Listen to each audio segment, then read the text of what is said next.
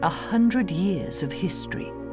The people, events, and ideas that shaped our world come alive in rare archival footage.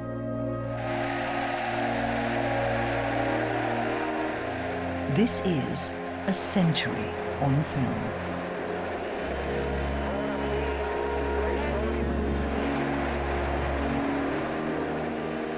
Our focus turns to the roaring 20s in the United States after World War I. Powerful families have positioned this new world nation as a rising superpower.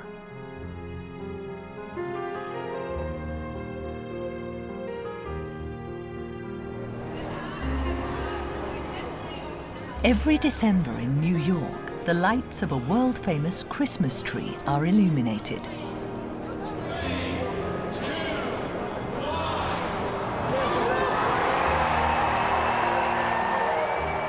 This American people's celebration has continued since 1933. The tree towers over the plaza amid the giant buildings of the Rockefeller Center. It is named after the dynasty that built its fortune from oil. A Rockefeller mansion stands just outside of New York. The family patriarch, John D. Rockefeller, is one of the men who built America. His oil-fueled assets would be valued today at around $190 billion, making him arguably the richest man in history. The mansion, remodeled to house the Rockefeller Archive Center, holds film and other materials related to the family. These images tell the story of how a late 19th century businessman made a fortune in oil and became the world's most powerful industrial magnate. This is John D. Rockefeller, filmed in the early 1930s, when he was already over 90 years old. He says he would really like to live to be 100. Rockefeller is the first to see the potential in the new energy source, oil, and transforms a world that has run on coal.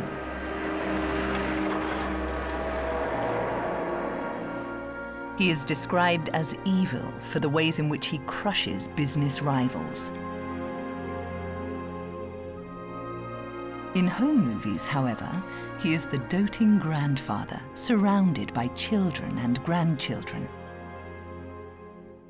His progeny will advance even further into the worlds of politics and business, his wealth and fame their stepping stone.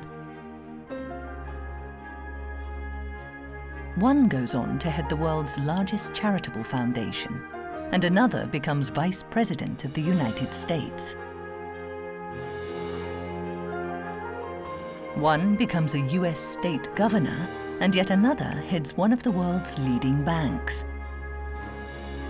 Happily at play now, in a few decades, these children will rule in a wide variety of fields.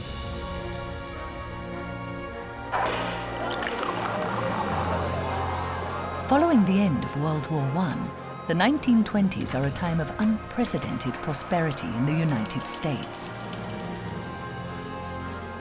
Behind it are the Rockefellers and other powerful families who have amassed vast holdings. These families move into new businesses, helping to make America into a great capitalist power. Money will give the Morgan family vast influence over industry. The DuPont family shifts from deadly munitions into a huge array of commercial products. Inventor Thomas Edison establishes the General Electric Company.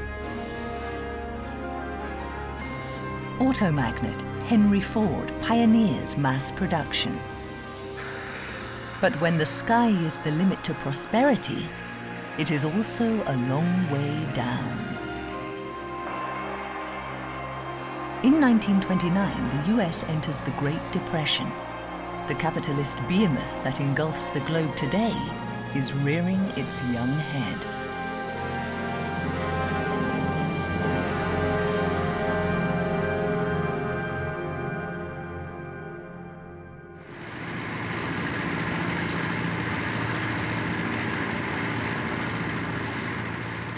This is Europe in 1919, fresh from the destruction of World War I. The Allies, France and Britain, are victorious, but lie spent and exhausted.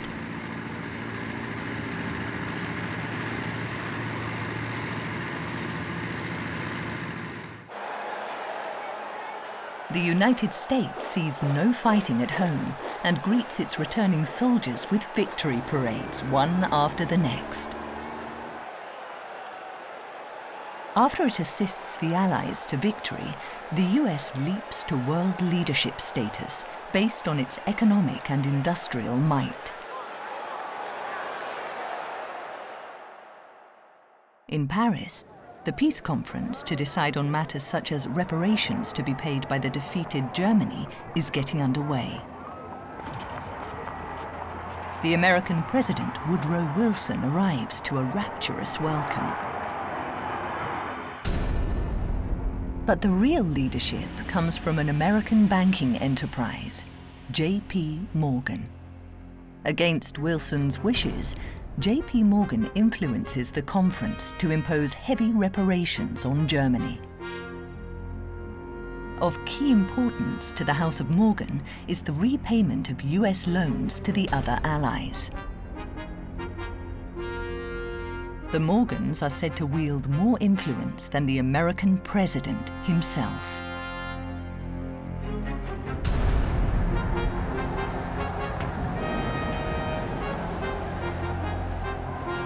The House of Morgan stands on Wall Street in New York. The public may not deal here. The building displays no name. J.P. Morgan and Company functions as the country's central bank before the Federal Reserve is established in 1913. As they direct America from behind the scenes, both J.P. Morgan and his son are the object of huge media attention, but avoid the camera. An event that shocks the world provides a rare glimpse behind the Morgan veil. The sinking of the Titanic. This is footage of the Titanic as she nears completion in April of 1912. On April 10th, she sets sail from England to New York with a number of European millionaires on board.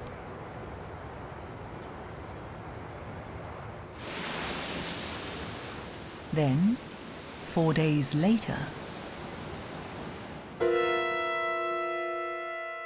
the Titanic strikes an iceberg in the North Atlantic Ocean and sinks at the cost of over 1,500 lives. The Morgans owned the ship's operating line. The vessel had insufficient lifeboats, and rumors abound that the wealthy were rescued first. Angry relatives besiege the company. Revelations that the vessel had been heavily insured inflame public rage. The Morgans are unmoved. They are the grey eminences of the American economy. Their investments bring growth to a vast range of enterprises. Transcontinental railroads, Thomas Edison's electrical manufacturing business, Alexander Graham Bell's communications company, and General Motors, which sets off a boom in high-quality automobiles. The enterprises that build the US economy are all Morgan customers. No one can stand in their way. My special job is the most interesting I know of anywhere. More fun than being king, pope, or prime minister anywhere. For no one can turn me out of it. And I don't have to make any compromises with principles.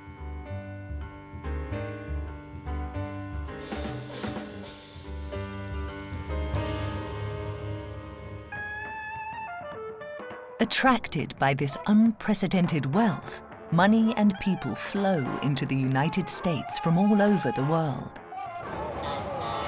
These images show Manhattan's Fifth Avenue at the time.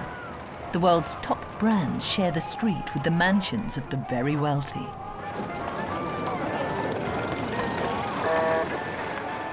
The deaf and blind social activist Helen Keller pays a visit to Fifth Avenue. As I walk along its pavements, I recognize expensive perfumes, powders, creams, choice flowers, and pleasant exhalations from the houses. Sometimes, when a door opens, I know what kind of cosmetics the occupants of the house use. Fifth Avenue has a different odor from any other part of New York or elsewhere.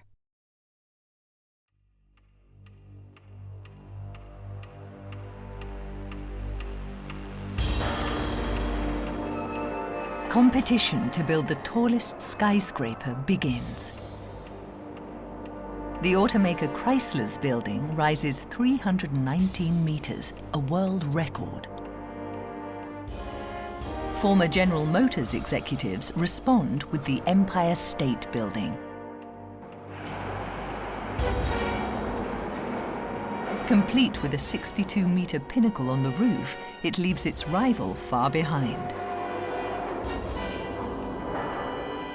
Automobiles are America's biggest growth industry. That energy leads the nation to reach for the sky.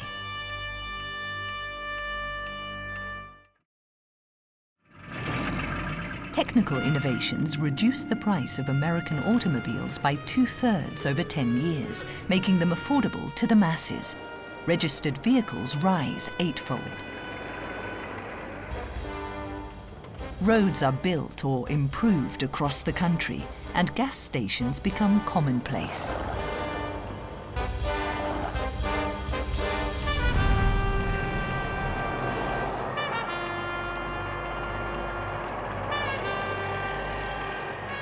The rapid spread of automobiles spawns a billionaire.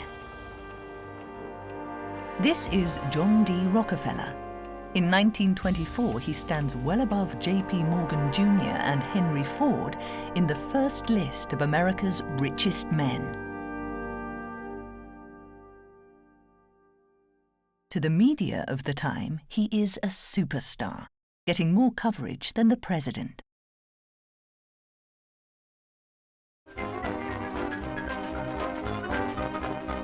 World's richest sportsman tees off.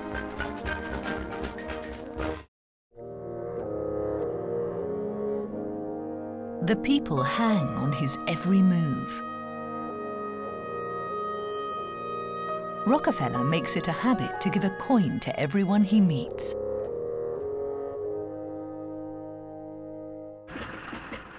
This footage follows Rockefeller on his first ride in an aircraft.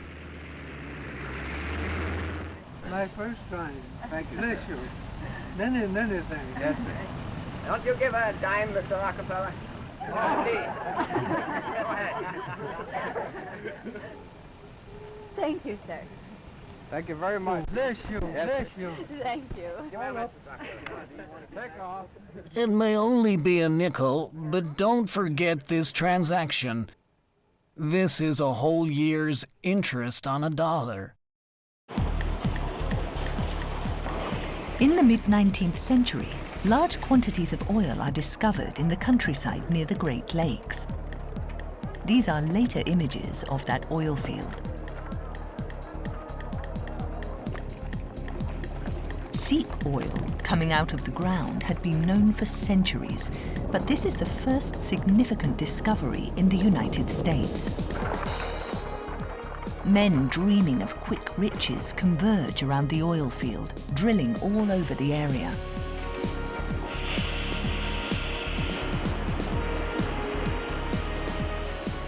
Leases on land suspected of bearing oil were frantically acquired and traded. The process of finding oil was surrounded by considerable superstition, fraud, and guesswork, with such amiable fakers as doodlebug men, oil witches, oil smellers, and other diviners in immediate abundance. That smoke in the background is from an oil fire. Accidents are common, but even a massive investment is no guarantee of striking oil. It is not considered a respectable business to be in.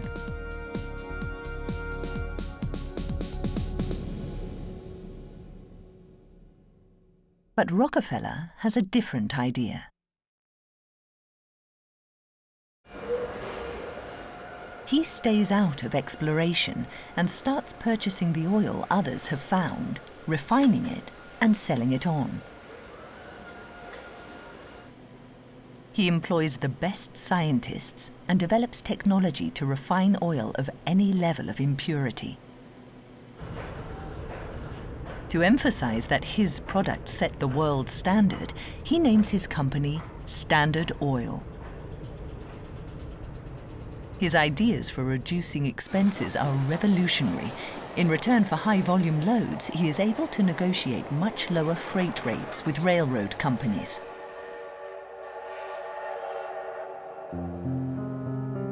Standard Oil controls 90% of the US market, making the nation's oil wealth his. But then something happens to threaten even the invincible Rockefeller. As the economy expands, the gap between the haves and have-nots grows ever wider.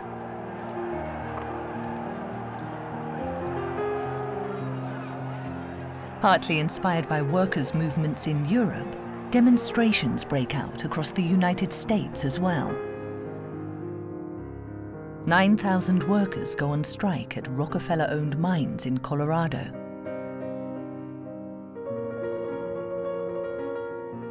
State and federal forces are mobilized, and dozens of deaths are reported.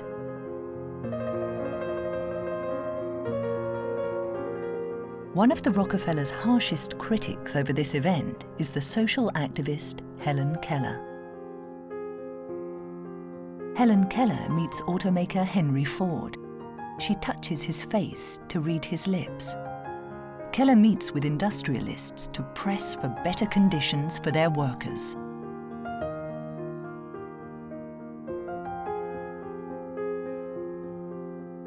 Mr. Rockefeller is a monster of capitalism.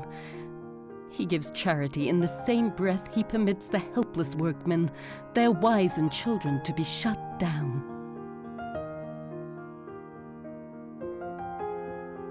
But Rockefeller pays no heed. Now, aircraft and tanks appear on battlefields, creating new fuel consumers. The world no longer moves without the American oil industry that Rockefeller has fostered. Standard Oil rendered a missionary service to the whole world. Strong as this statement is, it is the gospel truth. I believe the power to make money is a gift from God, to be developed and used to the best of our ability for the good of mankind.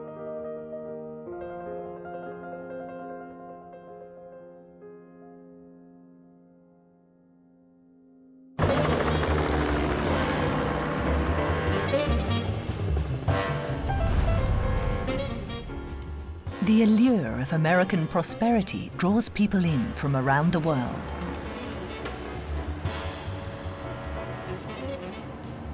These are immigrants who have just arrived at New York's Ellis Island, America's gateway. In the 10 years to 1930, more than 4 million people come pouring in. The largest single group comes from Italy, followed by Jews from all over Europe. Russia and its neighbors boasted the largest Jewish population in the world, some 7 million people. The chaos following the Russian Revolution sees large numbers of them massacred. It is said that more than 100,000 fall victim.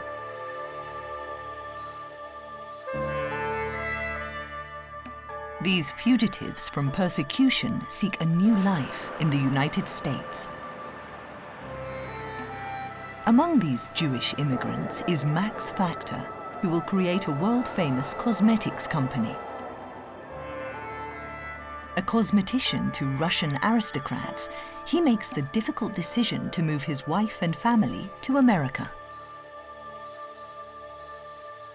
Max, Lizzie, and the children made their way by foot across hillsides and through woods to the nearest seaport, careful to avoid open spaces for fear of being caught.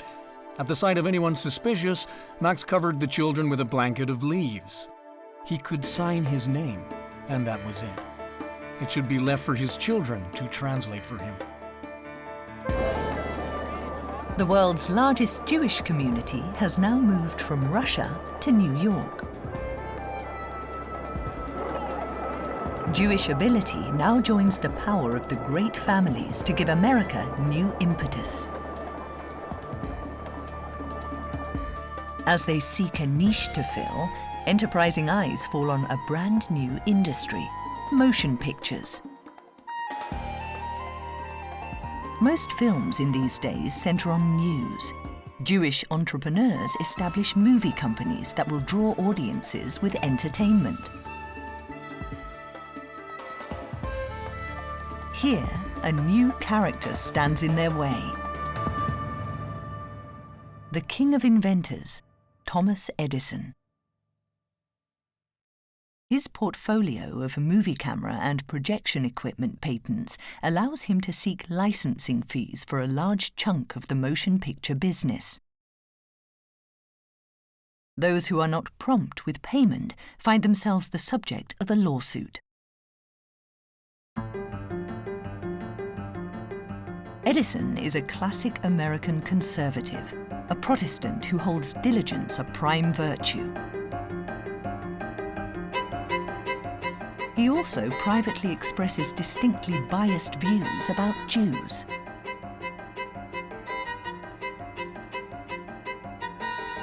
The Jews are certainly a remarkable people. While there are some terrible examples in mercantile pursuits, the moment they get into art, music, and science, and literature, the Jew is fine. Jewish movie makers abandon their studios and, like the 19th century pioneers, head west. They do so aiming to evade the reach of Thomas Edison. The move gives rise to Hollywood, the world's movie capital. Paramount, Warner Brothers, 20th Century Fox, all of the so-called Big Five studios, in fact, have Jewish founders.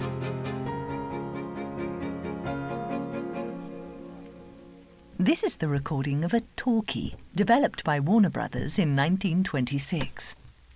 All right, everybody quiet, please. After the bell. Motion pictures have, until then, been silent. This is the beginning of the sound era. All the time in the tropical climate where the views are so I fell in love with a tropical dove. This development greatly expands the possibilities of the motion picture. She never did have a bit of love before. Max Factor takes his business to Hollywood, developing makeup to hide flaws in actors' skin. The use of mascara, lip brushes, and other cosmetics spreads quickly among women everywhere. Many Jews aspire to act and become famous, but face the reality of anti-Jewish feeling. I learned painfully university groups were deeply instilled with all the training they had received at the dining table at home. The constant cry would be, "It's not us, it is the national charter." And I remember my mother saying, As a Jew, you will always have to be twice as good to get ahead in life.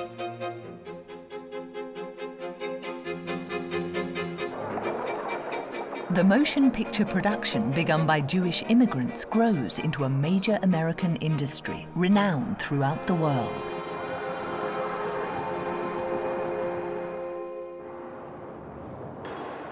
But those able to rise on their own talents remain a minority. The vast majority of immigrants seek work in the giant factories.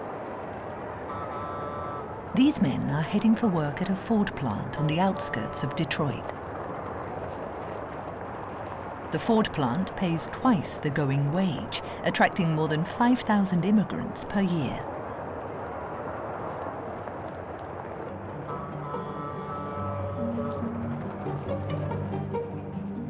Most businesses find it a struggle to educate their diverse labor force in the ways of the American worker.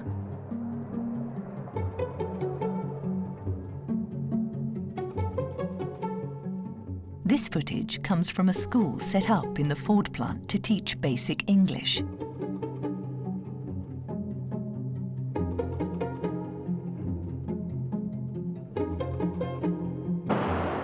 A journal remains from one factory whose immigrant workers were not always the most diligent.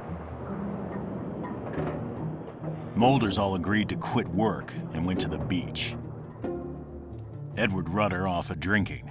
It was reported that he got drunk on cheese. Prohibition becomes law in 1920. Leading the battle to ban alcohol were industrialists like Henry Ford. They complained that drinking made their workers less efficient.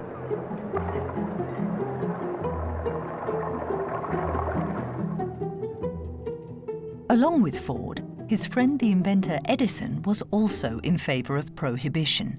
He had gone so far as to produce a motion picture in favor of the law.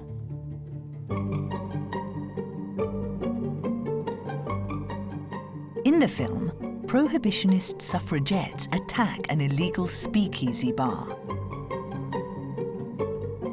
Prior to Prohibition, women would seek my help on Mondays after their husbands had drank up the week's pay received the previous Friday over the weekend.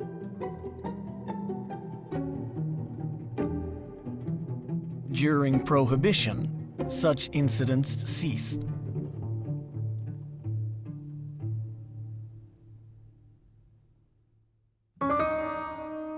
Around the same time, Japan is hit by a devastating natural disaster.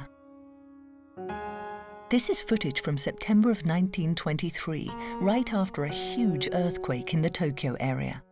The film is taken secretly by an American cameraman.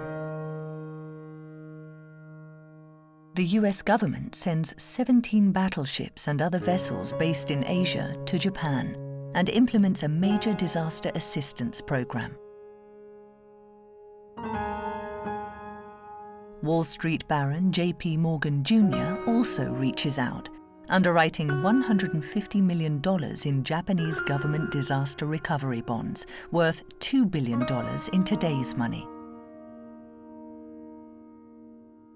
The last of these bonds will not be refunded until 40 years later, during Japan's post-World War II period of high economic growth.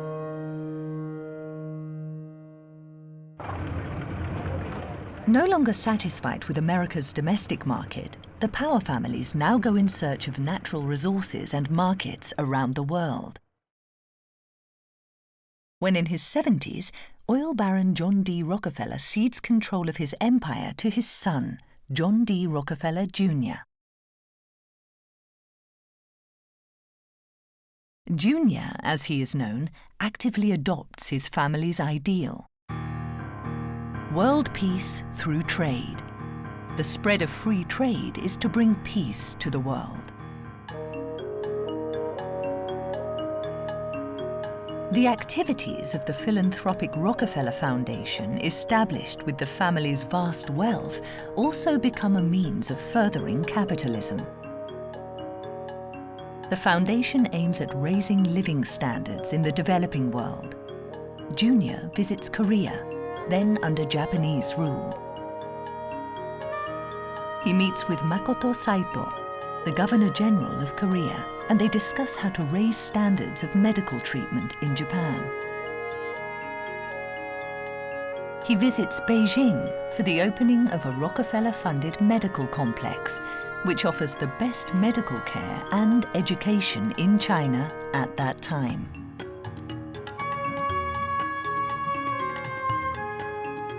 In Africa, the foundation works on improving public health measures and eliminating such diseases as malaria and yellow fever.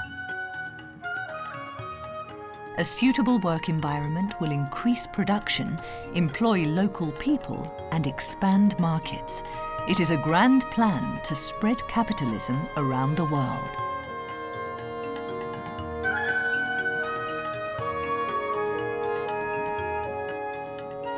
This footage shows Nigerian workers being paid. In a research report to Foundation headquarters on labor and health in developing countries, for 320 laborers who were cured of hookworm infection, productivity increased dramatically.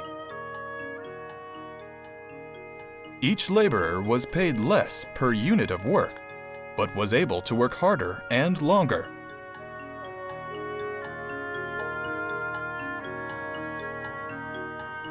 Large-scale philanthropy aimed at improving the family's image could also serve to promote capitalism.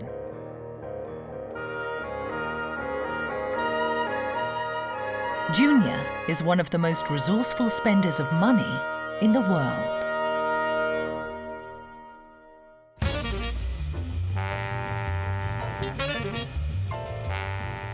In the 1920s, American income tax receipts rise more than 30%, and for the first time in history, many people have money to spend on non-essential items.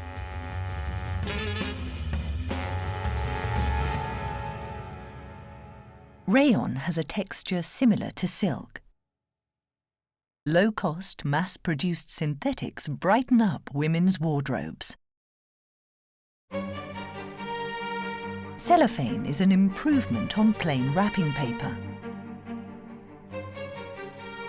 Supermarkets flourish, and consumers are able to select their goods without the intervention of store clerks.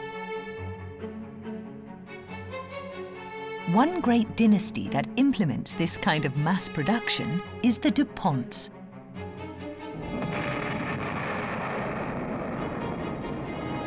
From the 19th century on, the family has controlled the gunpowder industry. This is a DuPont family home movie taken while they were on vacation at their estate in Cuba. The footage is taken using the then new color film, which uses nitrocellulose, also a component in explosives. Making 40% of the gunpowder used by the Allies in World War I, the DuPonts are called merchants of death.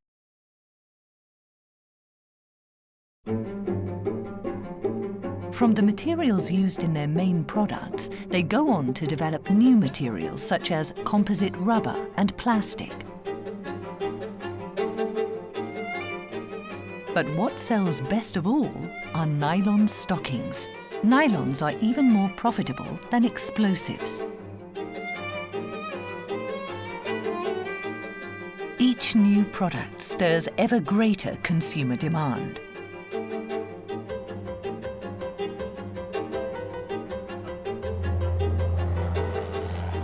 Around this time, the two-day weekend spreads through workplaces.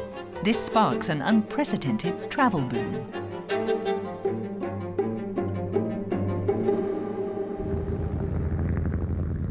The movie camera, invented at the end of the previous century, now travels around the world in search of new images to film. An acrobat is filmed in the skies over New York. And now we've reached the point of our story, the Chrysler Building.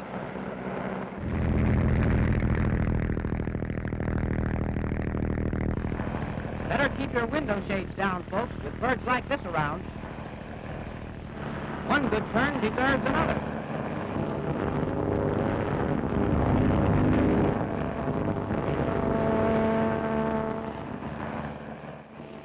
This is one lad who's head over heels in love with his business.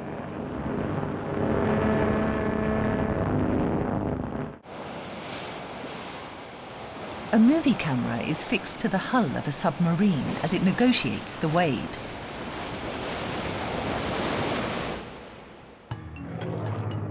The camera captures footage of places rarely seen on film. In 1924, a US Army Air Service unit visits the Japanese island of Etorofu. This is the first round-the-world trip by airplane.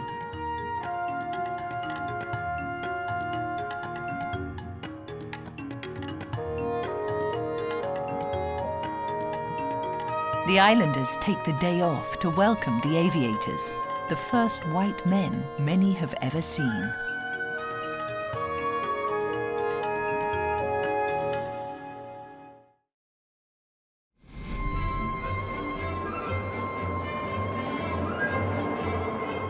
But the city where the newly rich Americans most want to be is Paris. The cafes are full of them. One young American writer is a regular visitor.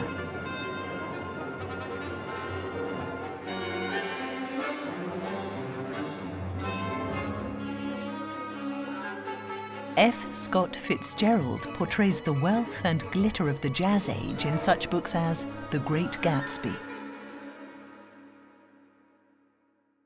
These are rare images of the Fitzgerald family in Paris. With the young writer is his close friend, Ernest Hemingway. A hedonist, contemptuous of traditional morals, Fitzgerald is a symbol of America's consumer society. My story price had gone from $30 to $1,000.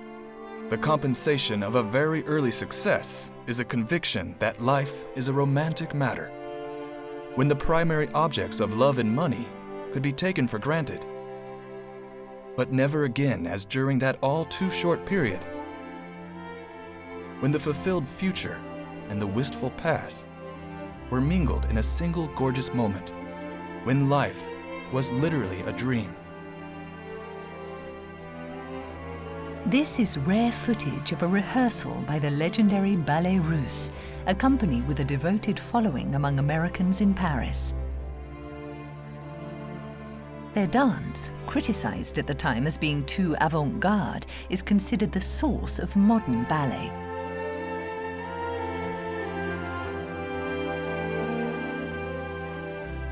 Dancer Lydia Lopokova is the troupe's most popular performer after Václav Nijinsky.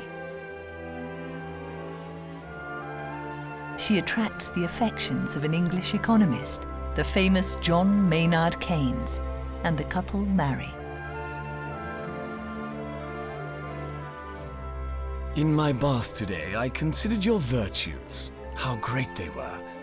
You combined all ages, a very old woman, a debutante, a girl, an infant, so that you are universal. My Nation article has no purple for you at all, I fear, or even humanity.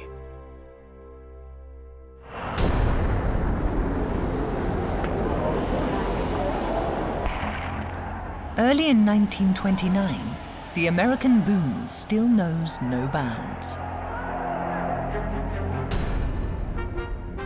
The spread of auto and home loans makes people complacent about taking on debt to finance their growing purchases. Buy now, pay later.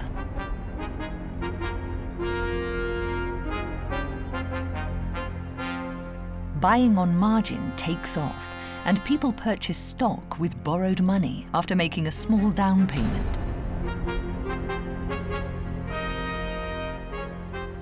On October 19, 1929, J.P. Morgan and Company submits a memorandum to President Herbert Hoover, who is concerned that the economy is overheating. There is nothing in the present situation to suggest that the normal economic forces working to correct excesses and to restore the proper balance of affairs are not still operative and adequate. The future appears brilliant. And then, 5 days later, Wall Street did have a go yesterday. Did you read about it? The biggest crash ever recorded. I have been in a thoroughly financial and disgusting state of mind all day. this footage and its dramatic voiceover is from a few days after Black Thursday, the beginning of the Great Crash. We are now glancing at New York Stock Exchange and the milling crowds, which are gathering out in part due to the recent tremendous smash market price. Blue-chip stocks such as General Motors and US Steel lose as much as half their value. In a single week, billions of dollars in wealth are wiped out. Those who have borrowed to buy stock go bankrupt when pressed to repay their loans.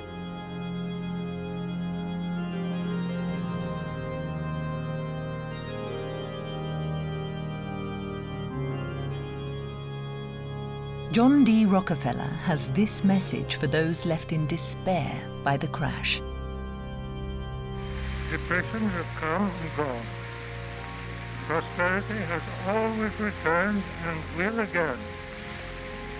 Let us, with faith in God, in ourselves, and in humanity, go forward courageously. J.P. Morgan Jr. is summoned to testify before a Senate committee. He is questioned about a variety of unethical trading practices, as well as tax evasion.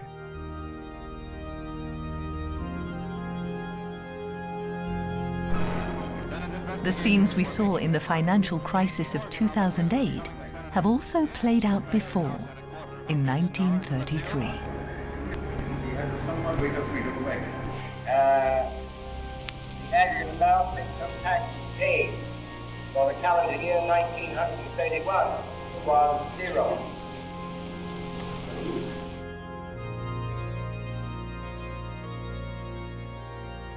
The international but individualistic capitalism, in the hands of which we found ourselves, is not a success. It is not intelligent. It is not beautiful. It is not just. It is not virtuous. And it doesn't deliver the goods. But when we wonder what to put in its place, we are extremely perplexed.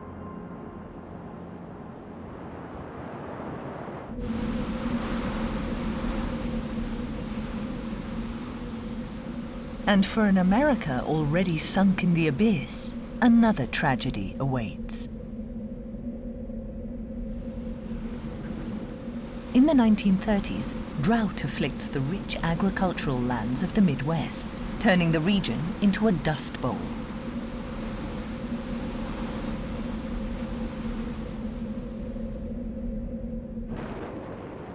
These dust storms continue on and off for almost 10 years. People consider this some sort of retribution.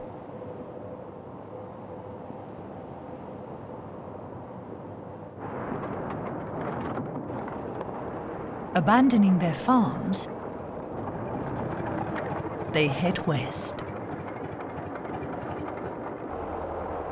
Route 66, stretching across the continent, becomes the conduit for an exodus of some 3.5 million of these farm folk.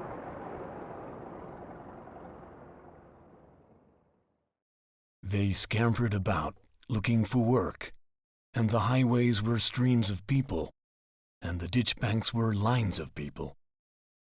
Behind them, more were coming. In the West, there was panic when the migrants multiplied on the highways. Men who had never been hungry saw the eyes of the hungry. And the roads were crowded with men ravenous for work, murderous for work. The socialist Soviet Union sneers at capitalist greed as it proclaims steady growth through its 5-year plans.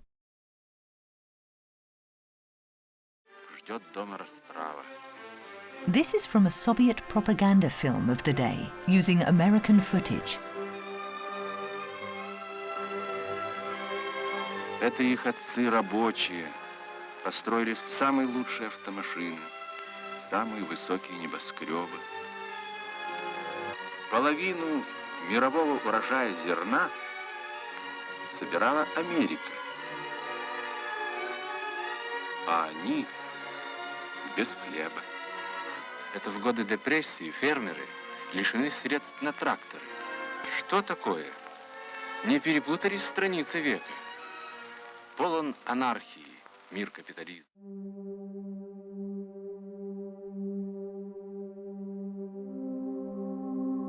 In the midst of the Great Depression, the Rockefeller family builds the Rockefeller Center. However, they have trouble finding the tenants they were hoping to attract.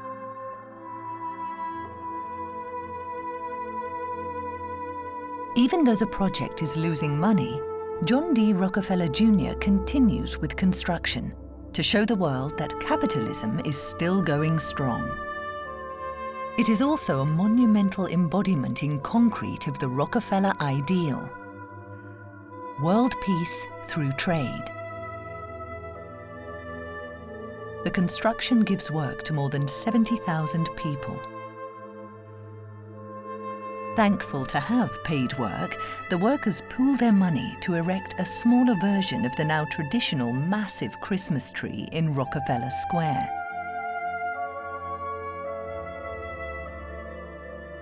Meanwhile, one of the Rockefeller grandchildren is preparing to give shape to the family ideal in ways of his own.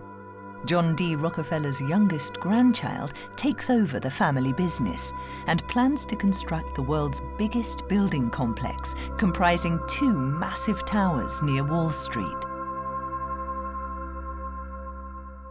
World peace through trade is adapted to form its name: the World Trade Center.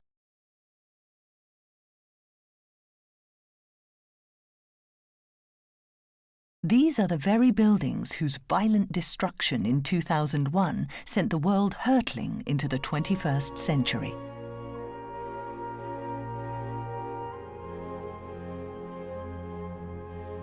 In 1937, the founder of the Rockefeller dynasty dies at the age of 97.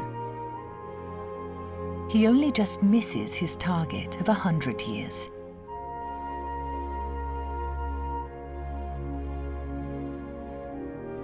It turns out that clever investment on Rockefeller's part helps him to recoup the substantial losses he incurred during the crash.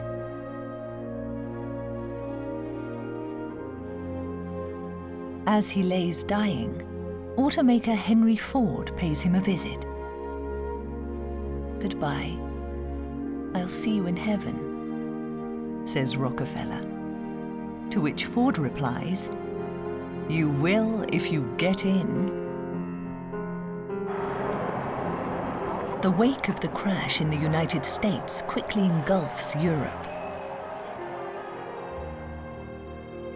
It overwhelms Japan as well.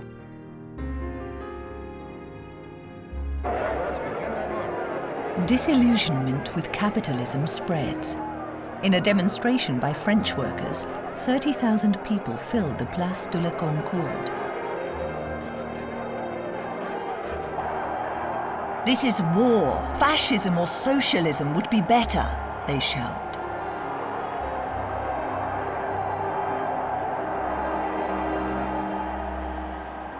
Fascism and militarism rear their heads in Italy, Germany, and Japan.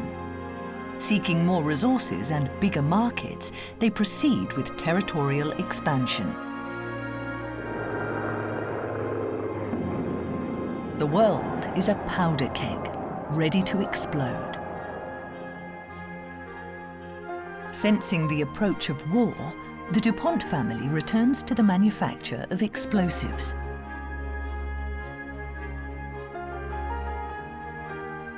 Heiress Ethel DuPont marries Franklin D. Roosevelt Jr., son of the US president. The ties between government and industry grow thicker. Factories that made nylons now turn to the production of explosives and parachutes. The DuPonts also join in the Manhattan Project, aimed at creating an atomic bomb. Wall Street and the Morgans have provided financial support to Germany, Italy, and Japan. But as World War II draws near, their position changes. The Morgans begin underwriting the war bonds of the US government. Wall Street unites to help create history's greatest cooperative war effort.